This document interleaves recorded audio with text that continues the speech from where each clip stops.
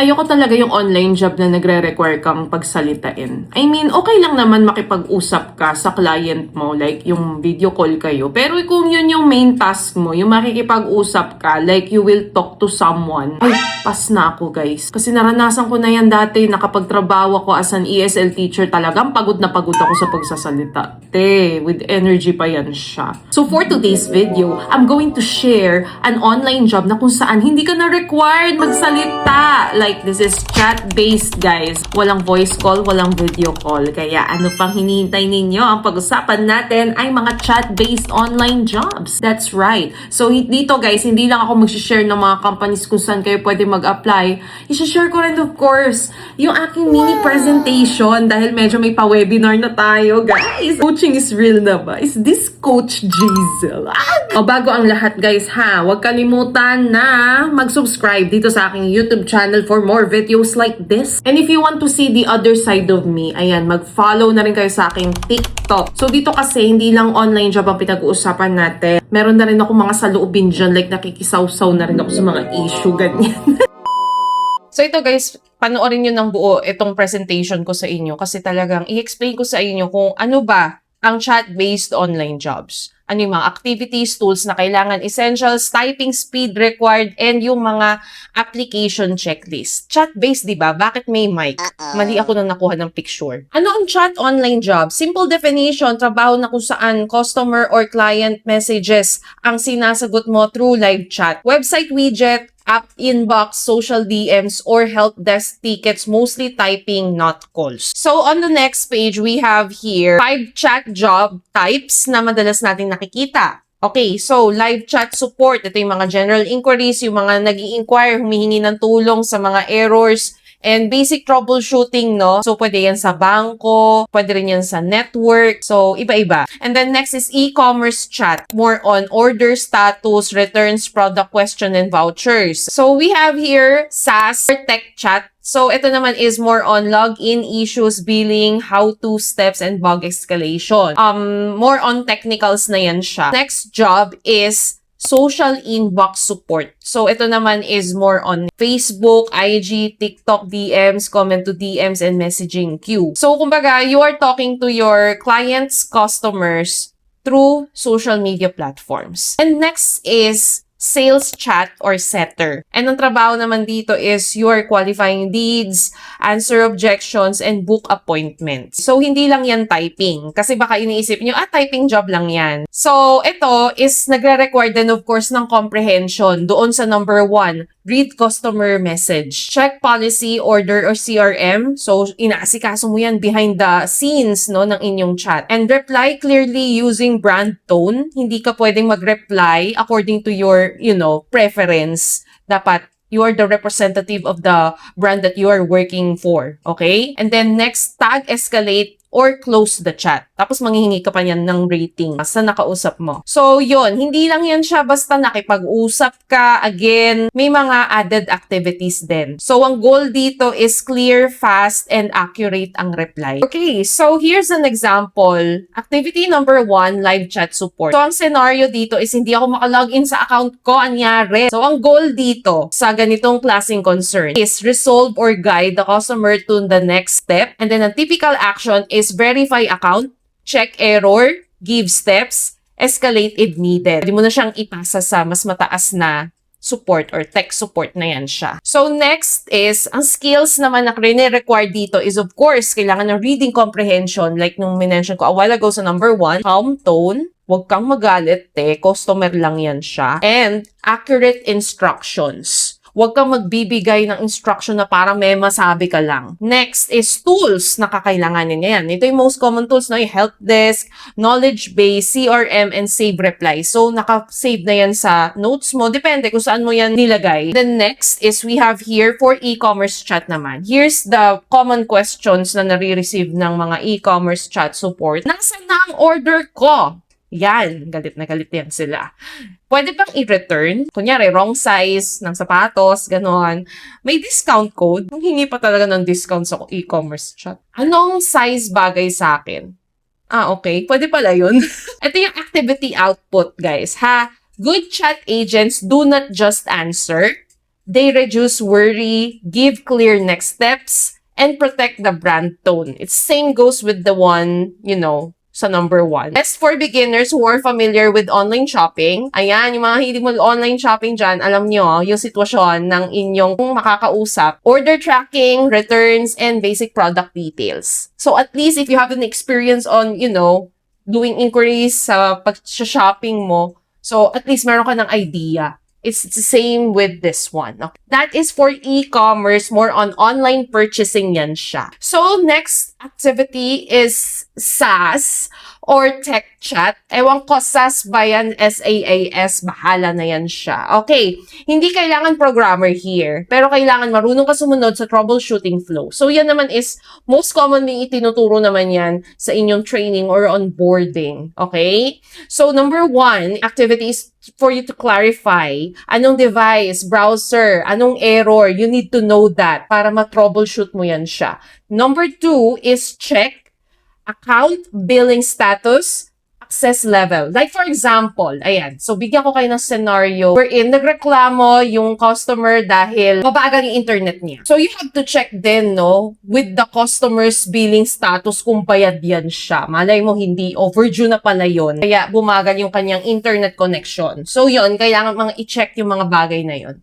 And then next, is i-guide mo yan siya. Okay? Step-by-step solution in short lines. Huwag masyadong complex, baka hindi ka masundan. Alright? So, number 4 is escalate mo na yan siya. Send screenshot details to tech team na mismo. Ayan. Hindi na nakuha sa mga basic troubleshooting. Ang internet connection, nakabayad na pala yan siya. Okay? Ang nangyari, kailangan na talaga na i-check sa mismong modem ng customer. So, yun. I-escalate mo na. Kumontak ka na ng mga linemen. I-relay mo na yan sa kanila. So, ito, meron tayong dito sample reply, panimula, bago ka mag-proceed, sa conversation ninyo. I'll guide you step by step. Let's first check the exact error message you see. Kasi you need to know. Okay? So, for number 4, ayan. So, next slide is here we have social inbox or DM support. So, ang platform here is Facebook page inbox, Instagram DM, TikTok message, WhatsApp business messenger, or brand inbox. Okay, so fast triage is sales question, complaint, delivery, refund, partnership. And then brand voice, you have to be friendly but not too casual. Professional kahit irate customer. Professional kahit irritable si customer. Okay, so irritable yan. Na typographical error lang tayo. Okay, next. Public to private. More sensitive details from comments to DM. So, yun. Isa sa mga reason kaya kinakausap kayo sa DM kasi hindi pwede publicly, okay? Escalation. Know when to call manager and tag the right team. Okay, so that is more on, it's actually the same pero different platform lang, okay? So, for next activity here, we have the sales chat or appointment setter. So, focus here on quality leads through chat, answer objections, then book a call or check out. This is chat first, not cold calling. Okay, so here you're gonna ask, what are you looking for? Budget and timeline. And you need to answer, give concise, honest product or service info. So, guide natin sila sa next step, book, check out, or send details. Log.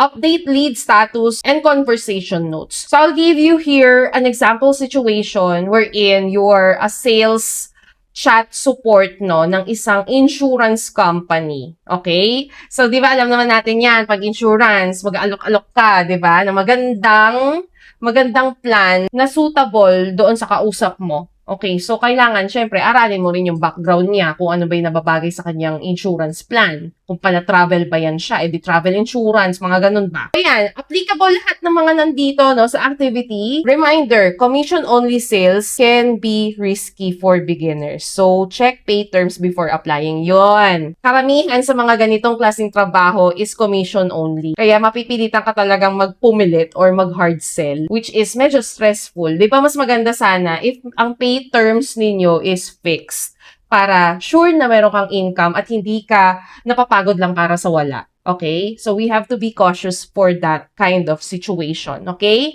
So, alright, let's proceed to the next step. Okay? So here for chat online jobs, ano yung mga essentials? Ano yung mga kailangan mo? Okay, so for the setup, you need to have laptop or desktop. Hindi pwede ang phone. Okay, so mga nagtatanong dyan, pwede pa phone? No, hindi. Mapapagod ka, mangangawit ka, ganyan. At syempre, yung company rin mismo, they're gonna ask for something, mas upgraded naman. At yung tipong makakatagal ka. Okay? Kasi hindi naman porket sasabihin mo na, sus, desktop, laptop, subukan mo mag-chat ng matagal sa phone. Liban na lang kung ka-chat mo yung crush mo, okay lang siguro. Pero yung ganito na activity, like ang boring-boring nito guys, sinasabi ko sa inyo, boring ito. May mga ma-encounter pa kayo na kaiinisan nyo na customer. Kaya baka sa paghawak lang ng cellphone nyo, mapagod na kayo.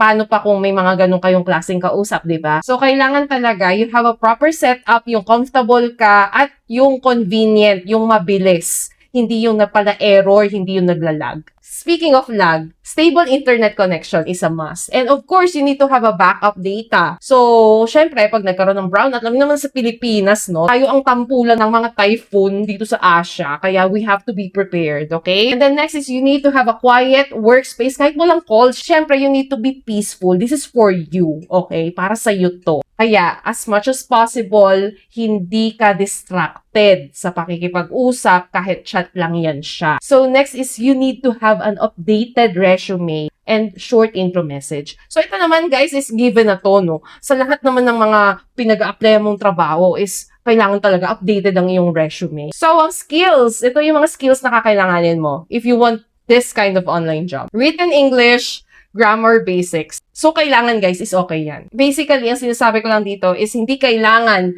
na magaling ka sa oral conversation English. Kasi merong mga tao na magaling sa pag-write sa pagsusulat. At magaling din naman yung iba sa pakikipag-usap pero mahina sa spelling. So, dito guys is more on written lang yan talaga siya. And what's good here is, meron na tayong ChatGPT na kung saan proofread niya yung isisend mo sa customer. Pero you don't have much time diba?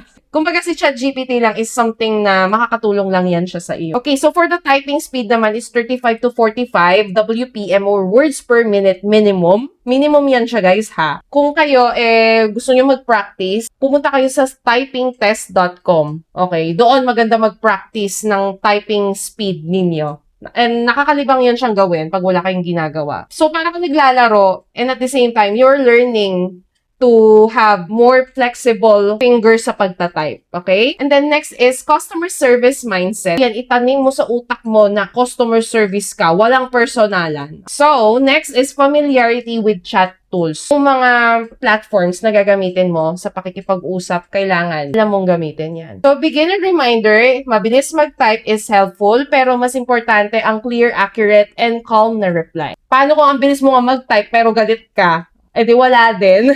Mas okay din na mabagal. At least medyo mapapaisip ka na, ay, huwag ko na nga isend to. Parang ganon. So, ito guys, words per minute tips for chat jobs. Sa mga ano to ha, yung mga gustong mag-aral na mag-type ng mabilis. Target natin is 35 to 45 WPM for beginner applications. Then, improve. Kailangan 50 plus WPM. Ako guys, hindi sa pagmamayabang. Nasa 40 lang ako. Hindi naman talaga mabilis na mabilis. So, practice 10 minutes daily. Accuracy first, speed second. Okay? Kailangan mas accurate, perfect ang spelling. Yung speed, pangalawa na lang yan. Use proper finger placement. Stop looking at the keyboard slowly. Kumbaga, muscle memory mo na lang yung kumikilos para sa'yo. So, next is practice with full sentences, not random letters only. Okay, so yun nga, gaya ng sabi ko, punta kayo sa typingtest.com. May mga ano sila doon, mga passages, mga sentences na pwede mong kopyahin and tatimingan ka niya kung gaano katagal mo tinype yung word na yon, yung mga words. And then next is build shortcut library, greetings, follow-up, and escalation line. So ikaw, yan, ano na yan? Kumbaga, diskarte mo na yung kung saan mo isi-save yung mga linyahan mo sa customer. For example, may ganitong klaseng concern siya, alam mo na agad kung saan mo kukunin yan, alam mo na agad kung ano i-reply mo dyan. Do mock chats with timer. So, 3 customer issues in 10 minutes.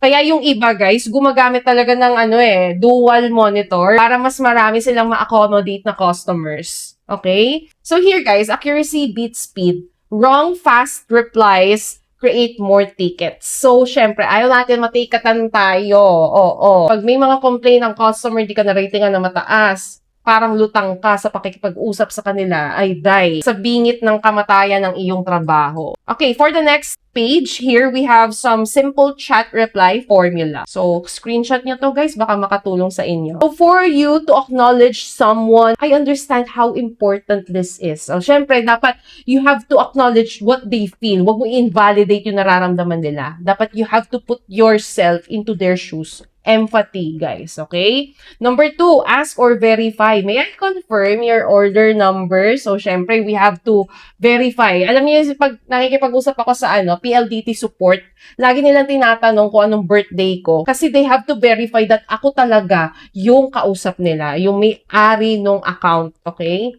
So, next is answer. Give exact step or policy. As I mentioned a while ago, wag paligoy-ligoy. So, number 4, ito yung gustong-gusto nila, yung meron kang aksyon, hindi puro salita. I'll escalate this and update you here. Okay? Gustong-gusto ng mga customer yan, yung meron kang ginagawa. Hindi yung hino-hold mo lang, tas magkakape ka, ha? Pero, meron ka talagang ginagawa. For closing, is there anything else I can help you with? Kahit ayaw mo na may ipagawa pa siya sa'yo, kumbaga, pinapakita mo lang dito na concern ka pa rin kahit matapos yung usapan ninyo, okay? Short paragraphs, 1 idea per line, easy to scan sa chat window. Kahit kayo, mas madadalian kayo sa pagtitingin sa mga multiple chats kung simple lang ang mga isisend mo sa inyong customers, okay? Okay, so let's proceed to the next step. Ayan, chat online jobs, tools na madalas gamitin. Yung mga tools na madalas gamitin for live chat or help desk, ayan, Zendesk, Intercom, Freshdesk, Georgias, HubSpot. For e-commerce naman, Shopify, Admin, order tracking pages, and returns portal. For team comms naman, Slack, Teams, Notion, and Google Docs. So, for productivity, text expander, grammar checker, password manager. Okay? So, yan yung mga most common tools na ginagamit during this type of online job, which is chat online jobs. Okay? Okay, so guys, I have here different websites kung saan tayo pwede mag-apply. Ito yung pinaka-inaabangan nyo, sinasabi ko sa inyo. Nilagay ko na siya dito sa presentation natin. So, tingnan natin isa-isa. Okay? Okay, so for the first website that we have here is Magic. And meron silang job opening which is live chat support specialist. Here, ang qualification nila is 1 year live chat experience, which is entry-level pa rin to guys ha. 1 to 3 years is still entry-level. And 3 pataas, yun na yung expert level yan siya. Okay? So, yan. Meron din sila ditong mga iba't ibang requirements din for internet speed, computer processor. Hindi ibig sabihin dito sa Magic is ganyan yung requirement nila, sa iba is ganito rin. Magkaiba. So, for compensation, $5 per hour ang inaalok nila dito. So, once everything's okay with you, nabasa mo na yung key responsibilities and all, di ko na i-discuss dito guys kasi masyado na mahaba yung nag-iusapan natin a while ago. And once everything's okay guys ha, once again, apply now. Click nyo lang yan siya dyan. And you have the option here to apply using your LinkedIn account or you can manually input lahat ng mga kakailanganin mo dito. Okay, so for the next one is here we have Chat Desk. So puntahan natin yung website nila. So for our next website, here we have Chat Desk Expert. So here guys, ito yung mga qualifications nila. Very basic lang. Are you tech savvy, detail-oriented, 18 years or older, available to work 2 or more hours per day on Chat Desk, equipped with the computer and good internet connection. So, basic lang. Yun lang talaga yung mga requirements nila. Pero I think for now, dito sa Chat Desk is closed yata yung kanilang application sa ngayon. Pero eventually is nag-open rin naman yan sila for applications. Okay, so right now is let's proceed to the next one. Here we have the Chat Shop. Sige, puntahan natin yan. So, nandito na tayo sa website ng Chat Shop. Ang ganda kasi pink na pink yan siya. And ito yung kanilang hiring process, guys, ha. Tignan nyo na lamang. Meron silang application and speed type test. Kaya, it's important talaga na mabilis ka mag-type. Meron silang pa-test na ganyan. Shortlist and then live chat interview. Kumbaga, ito is, sa interview lang yung mismong video call ninyo. Video interview and job offer. So guys, yun yung mga steps. And if you have more questions, meron naman sila ditong FAQs. Just feel free to explore their website. Hindi na ako masyadong magdi-discuss, no, guys, about each websites. Kumbaga, sinishare ko na lang sa inyo yung mga ideas. Kayo nang bahala. Okay, so for our next one, here we have Online Jobs PH. And ang gagawin nyo lang talaga dito. Actually, dito sa Online Jobs PH, sobrang daming online chat support offers dito. Chat support job listing, sobrang dami. Iba-ibang company, just be very careful lang. Kasi, pag ganitong mga online job marketplace or portals, prone ito sa mga scammers. Kaya, as much as possible, pag nanghihingi ng pera for training, for uniform, for whatsoever, wag kayong papayag na kayo ang unang magbibigay ng pera sa kanila. Okay? So, wag na wag. Walang ganon. Kayo nang bahala, no? Each posting here, iba-ibang company, iba-ibang requirements, iba-ibang sahod. Okay, so now, let's proceed to the next website that we have here, Mod Squad. So, puntahan natin yung website nila. And here, become a mod. Work remotely, set your own hours, and represent some of the best brands in the world. Wow, representative ka? Like, is this House of Representatives? Char. Ang maganda dito is you can pick your own project and keep your day job. Here's how it works. Paano mag-apply? First is, syempre, mag-apply, and then get accepted, complete onboarding, and pick a project. Alam mo, ganun, akala mo ganun na kadali, no? Pero tagal-tagal niyan, guys. Promise, I think yung mga ganitong process, sobrang tagal, and medyo nakakakaba rin, ha? So, meron din silang pa-FAQs here. Kayo nang bahala, guys. Kayo nang magbasa. Basta ako, magbigay na lang ako sa inyo ng pag-applyan yung website. Doon lang sa Online Jobs PH, sure na makakakuha na kayo doon. Basta magpadala lang kayo ng 100 request. Yung mga nag-share ng mga experience nila sa pag-apply dito sa Online Jobs PH, yung nasabi ko sa inyo, talagang madugo. Mahabang proseso. Pero syempre, prayers pa din. Malay mo naman, diba? Sagutin agad ni Lord yung prayers mo. Makakuha ng online job. So, ito may tip naman tayo sa baba. For PH-friendly listing, of course, Online Jobs PH. Oo. Kasi, for Filipinos talaga yan. Pero for our international viewers, you're not a Filipino, I don't think you'll be qualified here in Online Jobs PH. So, this is exclusively for Filipino people only here, living here in the Philippines. Or if you're a foreigner living here in the Philippines, yes, you're qualified to apply for an online job here in Online Jobs PH. Nosebleed ako doon. Ayan, sa pag-a-apply, syempre may kaakibat na scam. Baka ma-scam ka, te. Kaya, ito yung mga red flags para makaiwas sa scam, okay? May bayad bago makapag-work. Walang ganon. Pinapadala ka agad sa Telegram, WhatsApp only. Ay, ganon. May mga WhatsApp na yan. Tampulan ng mga scammer yan. Kaya mag-ingat kayo, okay? Crypto deposit, fake check, and wallet transfer? Really? So, walang ganon. Pag crypto kasi, bakit crypto ang ginagamit? Walang pangalan Pag address lang yun. Hindi mo madedetect kung saan napunta yung pera mo, ganyan. Too good to be true salary for simple chat. Nag-offer sila $100 per hour.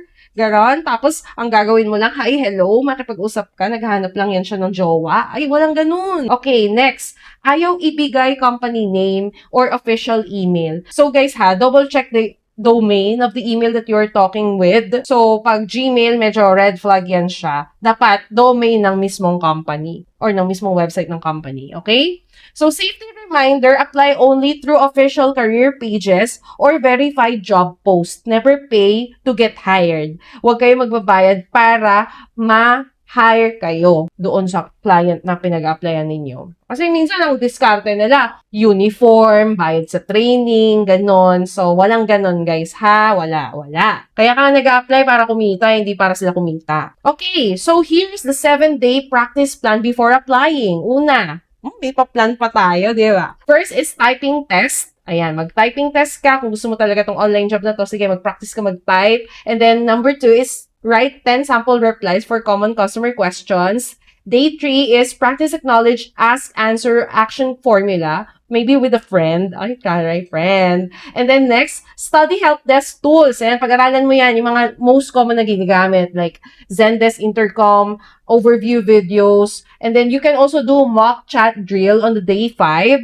3 issues in 10 minutes. Dapat mabilis niyong ma-solve yan. And then, update resume with chat keywords and tools. Kasi, ang pag-a-apply ngayon ng trabaho, si AI na ang nag-check ng mga resume natin. Kaya as much as possible, keep it simple, more on keywords, para mga SEO. Di ba pag nag-SEO ka, gagawa ka ng content, is kailangan searchable. So, kailangan i-update mo yung resume mo, lagyan mo ng chat support na na experience man lang or knowledge, okay? Next, day 7 is apply to 5 to 10 chat-focused listings. So, yun. Much recommended talaga sa Online Jobs PH kasi karamihan dun talaga nakakakuha ng legit na clients. Pero syempre, you have to be very careful, okay? So next step, after practicing, apply only to chat-focused listings that match your skills and availability. Ang maganda talaga kasi is you have to find what is good or best for you na online job. Pag nag-focus ka sa iisang niche lang, mas madali ka makakahanap ng client compared with yung pakalat-kalat ka.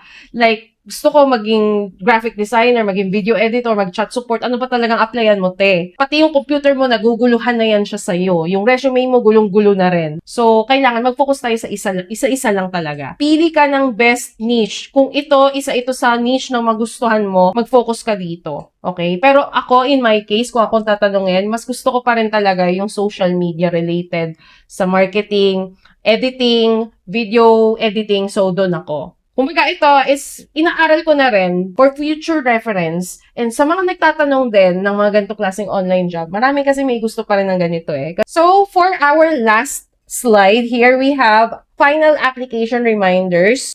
So guys, ito is screenshot nyo na lang kasi yung mga nandito is yung mga na-discuss na rin natin a while ago. Kumbaga parang pinaka-summary na lang to ng lahat-lahat. Okay? Screenshot nyo na lang together with me. Char. Okay, so yun lang naman siya guys. And I think that would be it for this type of online job. Okay? So, kung nagustuhan nyo tong niche na to, simulan nyo na. And I hope nakatulong tong video na to sa inyo. You can also comment below if you have any questions. And sasagutin ko yan guys ha, if alam ko yung sagot, natural. So, yun lang naman guys, and thank you so much for watching this video. Grabe, inaantok na ako nung oras na. Alauna na pala. So, yun lang naman guys, and thank you so much for watching this video. And kung na-enjoy nyo ito, give this video a like and subscribe to my channel. Click on the notification bell para ma-notify ka sa aking mga uploads. So, have a nice day. God bless and goodbye!